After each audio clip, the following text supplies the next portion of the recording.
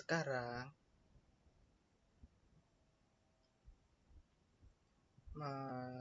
perkenalkan untuk saya Muhammad Agung Prasetyo. Di sini saya akan memberikan dua pilihan pada teman-teman, atau teman-teman bisa membayangkan ada dua orang yang mengalami kegagalan dalam ujian penting. Yang satu berkata, seharusnya aku belajar lebih giat dan ini salahku, tapi aku bisa memperbaikinya di kesempatan berikutnya. Dan yang lain, ada yang berkata juga, soalnya terlalu sulit, guruku tidak adil, aku memang tidak pernah beruntung. Dari dua respon itu, kan dua responnya berbeda terhadap situasi yang sama. Apa yang membedakan? Jawaban apa yang membedakan antara kedua tanggapan dari situasi tersebut? Jawabannya itu terletak pada sesuatu yang disebut locus of control atau juga lokus kendali.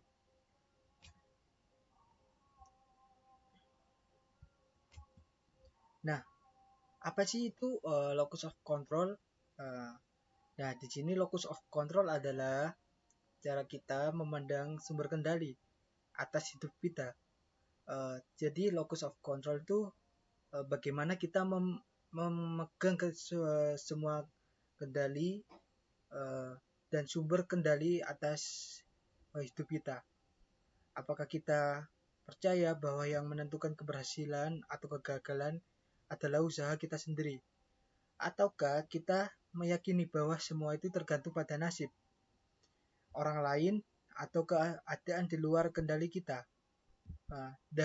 Konsep ini memperkenalkan oleh seorang psikolog yang bernama Julian B. Rutter, dan sejak itu menjadi bagian penting dalam dunia psikologi, pendidikan, dan perkembangan diri.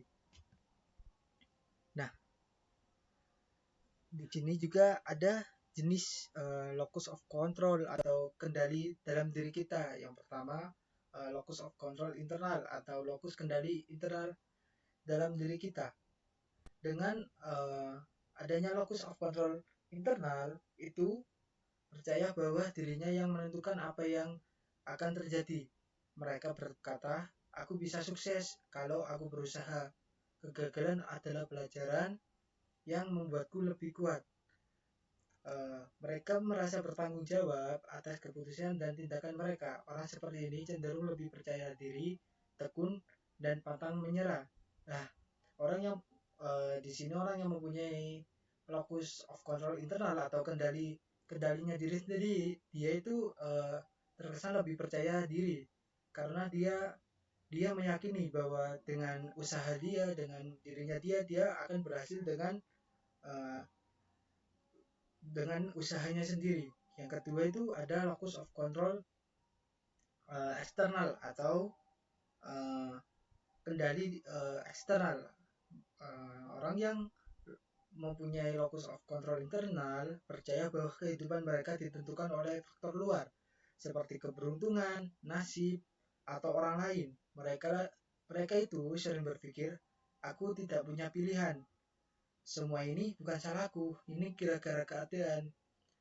Karena merasa tidak punya kendali, mereka lebih mudah merasa cemas, kecewa, atau putus asa ketika menghadapi kesulitan.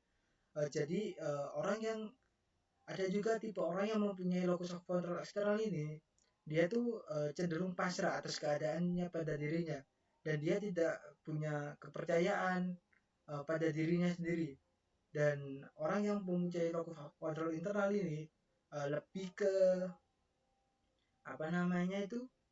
dia percaya bahwa semuanya itu bergantung pada nasib, keberuntungan, dan lain-lain, dan tidak tergantung pada usahanya pada dirinya sendiri.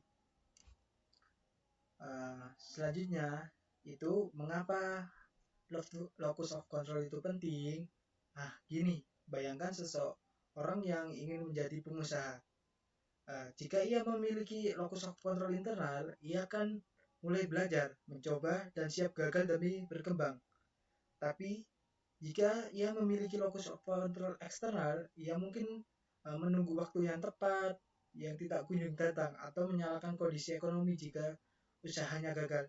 Nah, di sini orang yang memiliki locus of control internal nih, mereka akan cenderung belajar, memulai, dan mencoba, dan siap untuk mengalami kegagalan karena orang dengan locus of control internal, dia percaya pada dirinya sendiri bahwa dia dengan dirinya sendiri dia akan bisa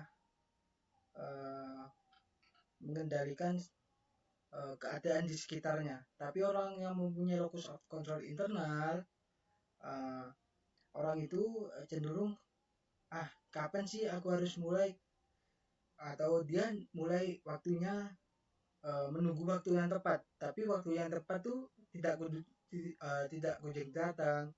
Jadi orang itu cenderung akan tidak akan pernah memulai apa yang dia ingin coba itu. Dan locus of control juga mempengaruhi kita, cara kita belajar, cara kita bekerja, dan cara kita menghadapi kegagalan, dan bahkan cara kita mencintai diri sendiri. Apakah locus of control itu bisa diubah? Ya, kabar baiknya locus of control kendali bukanlah sesuatu yang tepat. Ia ingin dikembangkan melalui yang pertama, refleksi diri, yang kedua, belajar dari pengalaman, yang ketiga, menerima tanggung jawab, dan yang terakhir, menyadari bahwa kita punya kekuatan untuk memilih dan bertindak.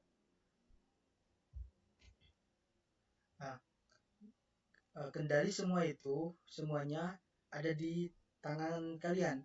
Setiap hari kita dihadapkan pada pilihan, apakah kita akan menyalahkan keadaan, atau apakah kita akan mengambil langkah kecil untuk mengubah nasib kita.